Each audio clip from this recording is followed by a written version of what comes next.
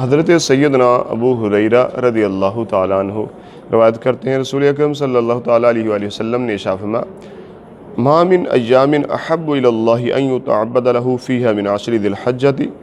یعدل صیام کل یوم منها صیام سنۃ وقیام کل لیلۃ منها بقیام لیلۃ القدر۔ آقا علیہ الصلوۃ والسلام نے فرمایا کہ جن دنوں میں اللہ تعالیٰ کی عبادت کی جاتی ہے ان میں سے کوئی دن عشرہ ذو الحجہ سے زیادہ پسندیدہ نہیں۔ جن دنوں میں عبادت کی جاتی ہے ان دنوں میں سے کوئی بھی دن عشرہ ذو الحجہ سے حضور نے فرمایا کہ وہ زیادہ پسندیدہ نہیں۔ ان میں سے ہر دن کا روزہ سال کے روزوں کے برابر اور ہر رات کا قیام لیلۃ القدر کے قیام کے برابر ہے۔ سبحان اللہ، کہ اللہ تعالیٰ کی بارگاہ میں جتنے بھی دن انسان عبادت کا سال کے 360 دن ہے تو سب سے زیادہ جو عبادت پیاری ہے میں کہ اس ذو الحجہ کے عشرہ کی ہے، سب سے زیادہ پیارے۔ ان دنوں سے بڑھ کر کسی دن کی عبادت اور اللہ کی بارگاہ میں قبول نہیں۔ تو حضور نے فرمایا کہ اس دن میں ایک دن کا کوئی روزہ رکھے تو اس کو ثواب ایسے مل گئے ایک سال کے روزوں کے برابر۔ جیسے اس نے پورے سال روزے رکھے کسی نے تو جتنا پورے سال روزے رکھنے والے کو ثواب ہے، عشرہ ذو الحجہ کے ایک دن میں جو روزہ رکھ لے اس کو اتنا ثواب ملے گا۔ اور میں کہ اس میں جتنی راتیں ہیں ہر رات کا قیام ہے وہ لیلۃ القدر کی رات کے قیام کی طرح، یعنی ہر رات میں اتنا اجر ملے گا کہ جو لیلۃ القدر کی رات کو اجر ملتا ہے۔ تو لہٰذا یہ راتیں بھی بڑی مبارک ہیں اور دن بھی بڑے مبارک ہیں، لہٰذا ایک دن کے روزے کا ثواب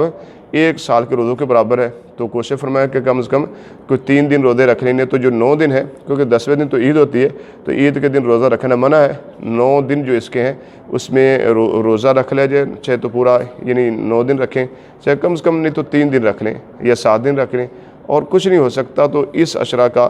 ایک روزہ تو لہٰذا وہ لازمی رکھنا چاہیے۔ اب اس میں اسی طرح یہ عشرہ کے اندر ایک دن ایسا آتا ہے کہ جو سال کے تمام دنوں سے، یہ سال کے دنوں میں سے یہ افضل ترین عبادت والے دن یہ ذو الحجہ کے 10 ہیں، اور ان 10 دنوں کے اندر بھی ایک دن ایسا ہے جو سمجھے کہ وہ پورے سال کے دنوں میں سے افضل ترین دن ہے۔ وہ کیا ہے؟ وہ یوم عرفات کا ہے۔ آقا علیہ الصلوۃ والسلام نے ارشاد فرمایا کہ احتسب، مجھے اللہ تعالیٰ پر کہ ذمہ کرم پر امید ہے کہ عرفہ کا روزہ 1 سال قبل اور 1 سال بعد کے گناہوں کو مٹا دیتا ہے۔ یعنی جو یوم عرفہ کا ایک روزہ رکھ لیتا ہے تو اس کے 1 سال قبل جو گناہ ہو چکے وہ بھی، اور 1 سال اس کے بعد جو گناہ ہوں گے تو لہذا وہ دونوں سالوں کے گناہوں کا کفارہ بن جائیں گے، دونوں سالوں کے گناہوں کو معاف کروا دے گا۔ تو بہت ہی مبارک دن ہے یوم عرفہ کا، لہذا اس میں بھی کوشش کرنی چاہیے کہ اگر باقی دنوں میں روزے نہیں رکھ سکے تو یوم عرفہ کا روزہ تو لہذا کسی صورت میں یہ چھوٹنا نہیں چاہیے، اس کو تو بڑے اہتمام کے ساتھ وہ رکھنا چاہیے، بلکہ خود بھی رکھیں، اپنے دوست احباب کو بھی اس کی ترغیب دے، اپنے گھر والوں کو بھی،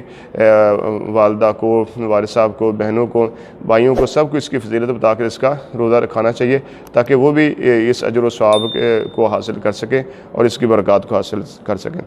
اسی طرح ایک اور روایت میں ہے کہ بہقی اور طبرانی کی روایت ہے کہ رسول کریم صلی اللہ علیہ وسلم نے ارشاد فرمایا کہ حضرت عائشہ صدیقہ رضی اللہ تعالیٰ فرماتے ہیں کہ حضور عرفہ کے روزے کو 1000 دن کے برابر بتاتے ہیں، یعنی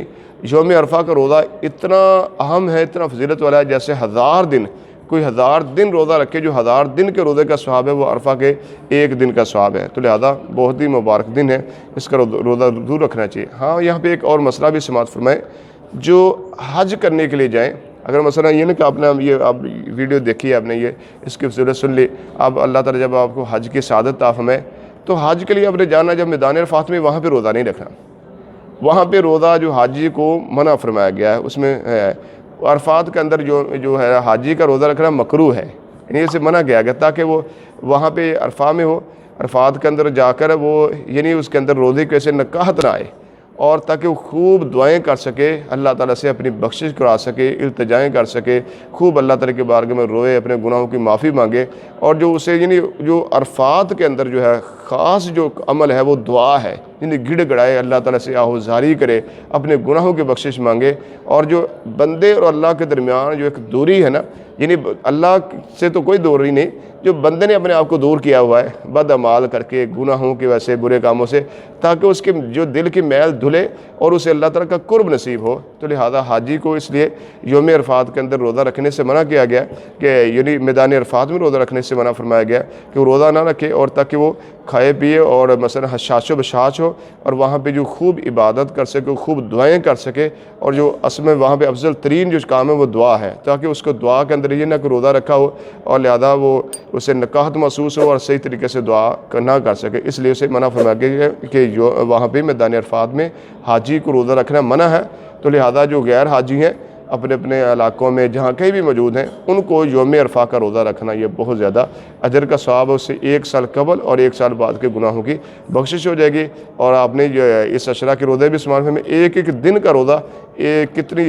کتنی فضیلت والا روزہ ہے اور 1 سال کے روزوں کے برابر اس کا ثواب ہے۔ اللہ تعالی ہم سب کو عمل کی توفیق عطا فرمائے۔